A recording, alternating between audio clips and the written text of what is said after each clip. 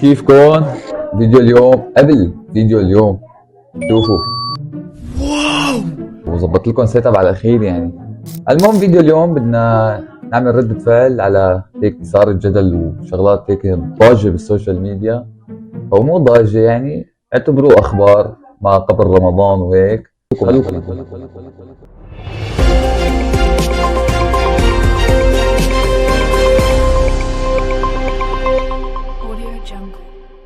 شامي يغني تتر مسلسل تحت سابع أرض. في خبر حصري يكشف عنه تي بالعربي، نعلن انتهاء الشامي من تسجيل تتر مسلسل تحت سابع أرض. الشامي تتيح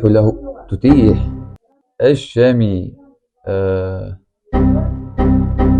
الشامي يغني في شارة مسلسل تحت سابع أرض. طبعا بعد ما هو يعمل مشاركة معهم، حطيت لكم البوست أنا هون. أرض للنجم تايم حسن. قرب على اخواتي رح بدفنك تحت سابع ارض. والأغنية من كلماته وألحانه، وحصل تي بالعربي على فرصة الاستماع ليها، ومن المؤكد انها هتكون هيت وواحدة من اجمل التترات والتعاونات الرمضانية، خصوصا ان الأغنية هي استكمال لفكرة العمل السوري البحت سواء بقصته او بنجو. اكيد شفتوا او طلع لكم هذا الفيديو باليوتيوب او انتم عم تتصفحوا يعني. شامي رح يغني شارة مسلسل تحت سابع ارض، وهو ناشر هذا الشيء يعني على بوست رح احط لكم اياه هون، بوست بحسابه الرسمي على تويتر ناشره. فما بعرف، انتم احكوا لنا رايكم، بيستاهل ولا ما بيستاهل؟ اكتبوا لنا ارائكم بالتعليقات. كل الناس تقول معقول الاكل ده فين يروح؟ هذه سعرات حراريه، يعني انا اكبر منك في الوزن، واكيد انا اكل اقل منك بكثير. لكن فين بيروح؟ اين تذهب هذه المعده؟ رنا شوف اقول لك شيء، في ناس يقولوا انه انت قد تكوني مصابه بالبوليميا، وهو اضطراب للطعام، انه بعد ما تاكلي الاكل ده كله بتروحي. اروح استفرغه. هل تم تشخيصي بدا شيء؟ هل في دكتور؟ شوفوا، انا على حسب خبرتي بهالقصص، في اجسام بتتسمى بالاكتومورف. هي الاجسام قد ما بتاكل بتحرق اكثر ما انها تاكل، يعني بتحرق بشكل عالي، قد ما اكلت بتحرق ما بتسمن. بظن هي البنت من نفس النوعيه يعني. جبنا العيد.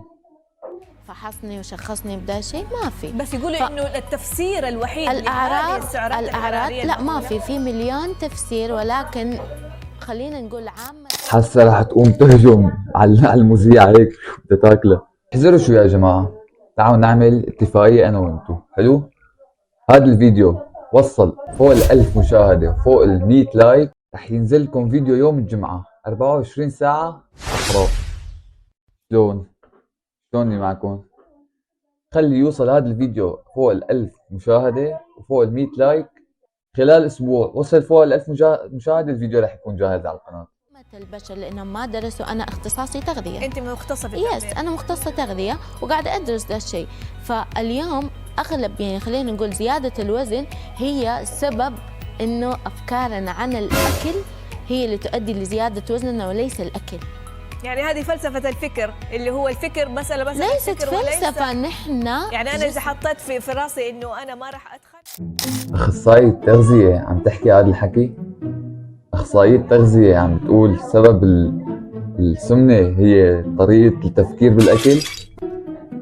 شبه ما راح اتخن. طيب رنا، على السريع، انت سبب السمنه واحد ياكل فوق احتياجه بيسمن، واحد اكل اقل من احتياجه بالسعرات الحراريه بينحف، واحد اكل قد احتياجه باليوم سعرات حراريه وزنه ثابت. اقسم بالله جابت العيد هي. انا اذا حطيت براسي اني ما راح اسمن ما راح اسمن.